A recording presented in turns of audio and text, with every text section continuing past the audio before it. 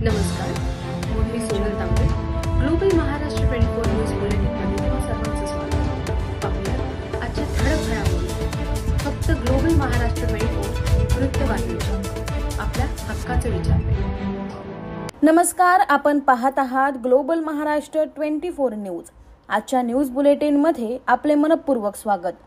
तळ्यात पोहण्यासाठी गेलेल्या 38 वर्षीय युवकाचा बुडून मृत्यू, 28 तासानंतर मृतदेह आढळला. गंगाखेड राणी सावरगाव येथील तळ्यात पोहण्यासाठी गेलेल्या 38 वर्षीय युवकाचा पाण्यात बुडून मृत्यू झाल्याची घटना घडली आहे. मंगळवार रोजी दुपारी 1:30 वाजण्याच्या सुमारास माधव शिंदे हा युवक तळ्यात पोहण्यासाठी गेला होता. मात्र पाण्याचा अंदाज न आल्याने तो पाण्यात बुडाला.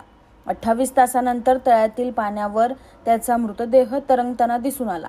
मृतदेह पाण्यात बाहेर काढून शवविच्छेदन करण्यात आले. या प्रकरणी पिंपळदरी पोलीस ठाण्यात आकस्मिक मृत्यूची नोंद करण्यात आली.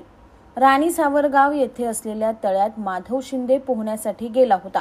पोहत असताना त्याला पाण्याचा अंदाज न आल्याने तळ्याच्या मध्यभागी गेल्यावर तो पाण्यात बुडाला.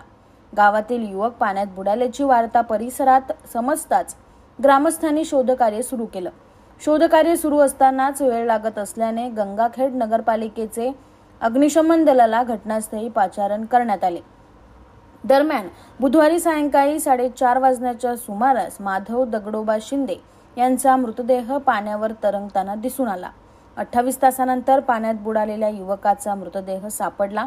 हा मृतदेह पाण्याबाहेर काढल्यानंतर पोलिसांनी पंचनामा करून शवविच्छेदन करण्यासाठी राणी सावरगाव प्राथमिक आरोग्य केंद्रातील शवगृहात आणला. या ठिकाणी मैताचे नातेवाईक मोठ्या संख्येने जमा झाले होते. मृतदेहाचे शवविच्छेदन झाल्यानंतर अंतिम अंत्यसंस्कारासाठी मृतदेह नातेवाईकांच्या स्वाधीन केलाय. या घटनेत माधव दगडोबा शिंदे वय 38 राहणार राणी सावरगाव हा तळ्यात पोहण्यासाठी गेला असता बुडून मृत्यू झाल्याची आकस्मिक नोंद पिंपळदरी पोलीस ठाण्यात करण्यात आली. Bureau report, global Maharashtra 24 news, Gangakhed, Parbhani. अशाच निरनिराळ्या आणि देशविदेशातील ठळक घडामोडी पाहण्यासाठी ग्लोबल महाराष्ट्र 24 न्यूज वृत्तवाहिनीला सबस्क्राईब करा, लाईक करा, शेअर करा आणि कमेंट बॉक्समध्ये आपल्या प्रतिक्रिया नोंद करा आणि पाहत रहा ग्लोबल महाराष्ट्र 24 न्यूज. धन्यवाद.